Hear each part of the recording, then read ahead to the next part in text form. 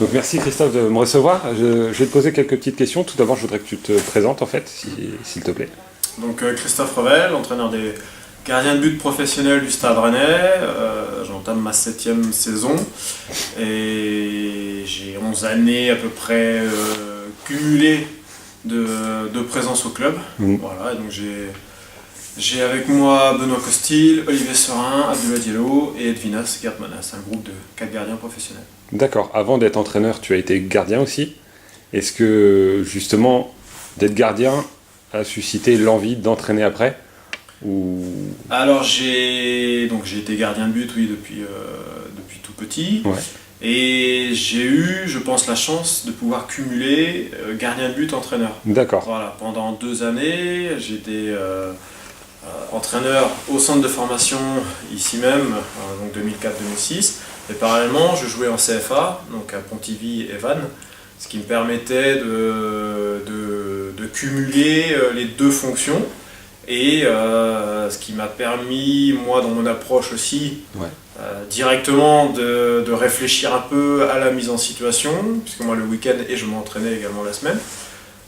Donc c'est quelque chose qui m'a servi avec le recul et qui m'a en plus fait encore plus aimer ce que je fais maintenant. D'accord.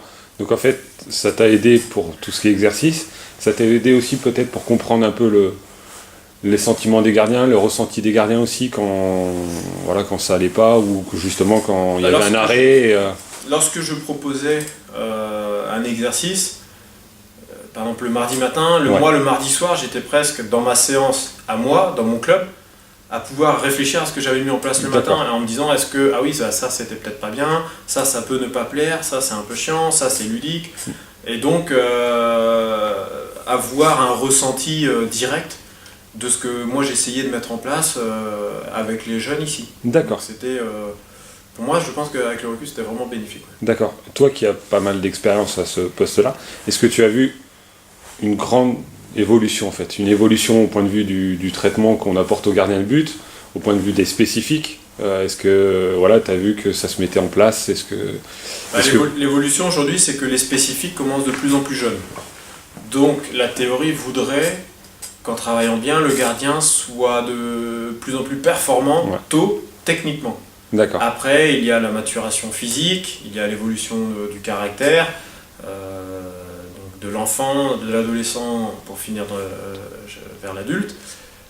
Mais je pense qu'aujourd'hui, un gardien de 20 ans qui commence à un spécifique à 12 ans, il doit arriver techniquement avec très peu de travail à faire sur tout ce qui est prise de balle, sur tout ce qui est contrôle au pied, sur tout ce qui est intervention latérale. D'accord. Voilà, ce qui peut nous permettre de travailler différemment également chez les pros. D'accord. Voilà, un travail analytique qui doit être mis en place, et s'il est bien fait entre 12 et 18 ans, quand le gardien arrive chez les pros, il doit être propre dans quasiment tous les domaines. D'accord. Donc c'est un gain de temps aussi pour nous, entraîneurs pros, lorsque le gardien arrive. Voilà, donc je pense que les nouvelles générations doivent être meilleures techniquement que pouvaient l'être les générations il y a 20 ans, 30 ans, du fait justement d'un entraînement plus précoce en spécifique. D'accord. Et est-ce que tu t'adaptes aux nouvelles techniques, entre guillemets, comme on voit Neuer avec ses sorties un peu en croix en futsal? Est-ce que toi, justement, tu t'adaptes un peu, tu prends un peu de droite à gauche de d'autres pays pour justement apporter un plus techniquement à tes gardiens? Est-ce que ça, tu essayes de le faire? Il faut tenir compte de l'évolution aussi physique des gardiens de but, qui sont par obligation un peu plus grands. Je pense que la nécessité d'avoir des gardiens de plus d'1m90 aujourd'hui, elle est peut-être pas obligatoire, mais pour être un très très bon gardien international, je pense qu'il faut approcher le 1m90, voire le dépasser. D'accord. De ce fait, les techniques d'intervention au sol, elles peuvent être adaptées. Peut-être il faut utiliser les pieds, il y a les écrans un peu handballeurs que peut faire Neuer, que peuvent faire d'autres. Tout ça, c'est à peaufiner, c'est à mettre en place. Il y a plusieurs années l'évolution avec la passe en retrait. Donc aujourd'hui, le gardien de but doit être quasiment un joueur de champ, très performant. Voilà, donc l'évolution aussi des ballons qui partent de plus en plus vite, donc qui sont de plus en plus compliqués à garder. Voilà, c'est l'évolution un peu alors génétique du joueur, d'accord. l'évolution parfois du règlement qui fait qu'on s'adapte.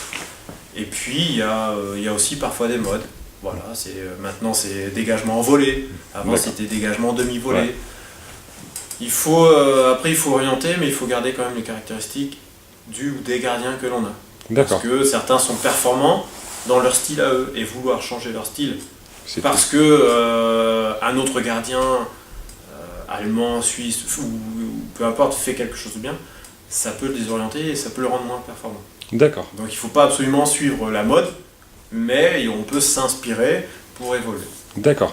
Et au point de vue de tes spécifiques, est-ce que tu mets quelque chose en place, il y a des fois par rapport à l'équipe que tu vas jouer, pour préparer le gardien justement peut-être à un attaquant qui est super grand ou qui frappe super fort, ou voilà, est-ce que ça peut arriver? Est-ce que tu le conseilles ou parfois il faut laisser faire? Bien sûr qu'il y a une étude de l'équipe adverse. Voilà, une équipe qui centre beaucoup, qui a un jeu de tête très prononcé offensivement, on va faire un peu plus de jeu aérien, un peu plus, on va conditionner sur les 2-3 derniers jours un peu plus. D'accord. Ça c'est obligé lors de la préparation du match. Pareil, on peut parler de l'attaquant, des attaquants adverses, ils ont tendance à frapper de loin, plutôt à arriver au premier, voilà. Mais après une préparation générale aussi est quand même pour moi foncièrement plus importante pour durer longtemps. Se préparer uniquement au match qui vient, je trouve que ça a ses limites. Voilà. Maintenant, aujourd'hui, avec les moyens, la vidéo, l'analyse, les rapports et tout, forcément, on oriente un peu, on prépare. Et puis, de même, souvent, on prend l'exemple de Benoît, il connaît parfaitement les attaquants adverses. Donc, il a déjà lui-même une connaissance de ce qui peut arriver le samedi. D'accord. Et là, en parlant des spécifiques, on voit que il y a quand même une sacrée ambiance, une super ambiance, parce que justement, toi, tu penses que c'est super important pour que tout se passe bien, et on voit aussi que tu es très complice avec les gardiens, que tu parles beaucoup. Est-ce que ça, justement, c'est le top, en fait? Pour toi, c'est essentiel, en fait, pour un spécifique, d'avoir une bonne ambiance entre les gardiens et avec l'entraîneur? Est-ce que pour toi, c'est important? On fait un métier qui, je pense, est difficile, parce que tout le monde n'arrive pas à le faire. Mais on fait un vrai beau métier qui est passionnant. Donc moi, le matin quand j'arrive au centre d'entraînement, je veux que mes joueurs soient heureux de venir au centre d'entraînement. Voilà, donc il faut les faire aimer s'entraîner. D'accord. Et ça, c'est en essayant de faire des choses bien, forcément, évidemment, plutôt que de faire n'importe quoi. Mais aussi, la concentration, c'est pas, à mon sens, ne pas parler, ne faire abstraction, tout, oui, mais c'est aussi la concentration, être capable de rigoler un bon coup, tac, se remettre immédiatement. Le match d'un gardien de but, c'est des temps forts, 3, 4 secondes, 5 secondes, et après, plus rien à faire pendant 5 minutes. Et à nouveau un temps fort. Okay. Et puis le ballon qui repart. Et puis peut-être un bruit dans la tribune, hop, et le gardien il va regarder. Un sifflet, tac, il va regarder, hop, et puis la balle elle arrive. Et moi je veux que dans mes séances ce soit la même chose. Ce soit des séances vivantes. Voilà, alors moi personnellement j'aime beaucoup rire, j'aime beaucoup chambrer, j'aime avoir une séance vivante, donc je les incite à parfois décrocher un peu la séance, mais par contre boum, faut qu'ils reviennent immédiatement, sur l'exercice, tac, on fait 3-4 appuis, boum, à ballon, pas concentré, et puis après on peut redécrocher, hop, et on revient. Voilà, je veux vraiment que mes séances elles soient intermittentes, voilà, capable de décrocher, capable de revenir vite, capable de décrocher, capable de revenir vite, voilà. Parce que je pense qu'en match, c'est ce qui se passe aussi. Un gardien qui reste concentré 92 minutes, 93 minutes sur le match, sans penser à rien, sans regarder ailleurs, j'aimerais trouver celui qui a réussi à faire ça, quoi. Parce que c'est très compliqué. Ouais. Donc, la capacité, on prend l'exemple, par exemple, c'est Fabien Barthez, qui était capable de rire pendant un match et tout ça, et puis boum, d'être présent sur l'instant présent. Voilà. Donc, et puis comme j'ai un caractère aussi à aimer à rire, à animer. Bon. D'accord. Voilà. Moi je veux juste qu'ils viennent, qu'ils soient contents de s'entraîner, mais par contre ils savent que lorsqu'on fait c'est de la haute intensité, quoi. Ouais, voilà. D'accord. Et puis après, Ça s'appelle du conditionnement. D'accord. Ouais, donc il y a une partie aussi un peu mentale qui est importante. Ah oui. Ouais. Il y a une grosse partie mentale. Et si tu arrives à y jouer, connaissant tes gardiens, tu arrives à un peu appuyer pour... l'essentiel est de les connaître pour savoir quand ça va ou un petit coup de moins bien aussi peut-être. Chaque gardien a son caractère. Vouloir créer ou mettre en place un modèle unique, c'est pas possible.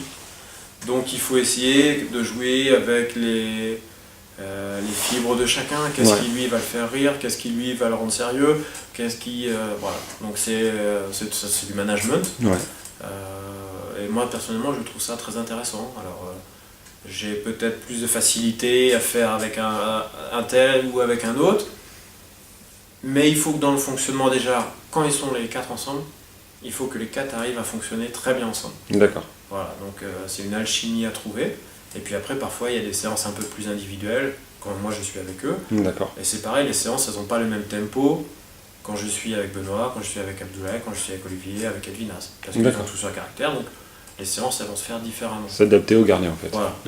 Une même séance peut être réalisée de 4 manières différentes. Ok. Parce qu'ils ont chacun leur caractère, leurs caractéristiques. Voilà. Mais déjà, quand ils sont tous ensemble, je veux que ça rigole, je veux que ça travaille, et je veux que ça vive, et je veux que les gars ils soient heureux d'être venus, et heureux d'avoir fait ce qu'ils ont fait.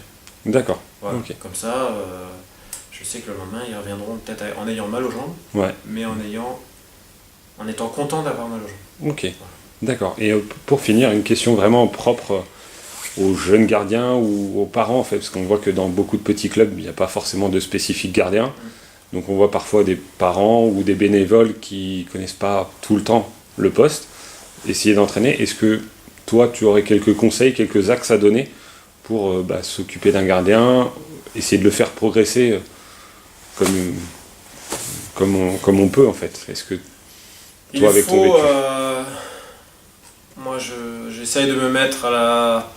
Par exemple, si un jour je devais devenir entraîneur de tennis pour des jeunes, et ben aujourd'hui il y a Internet qui existe, donc on fait Google, voilà, entraîner un jeune joueur de tennis, voilà, et vous avez des vidéos, des reportages, voilà.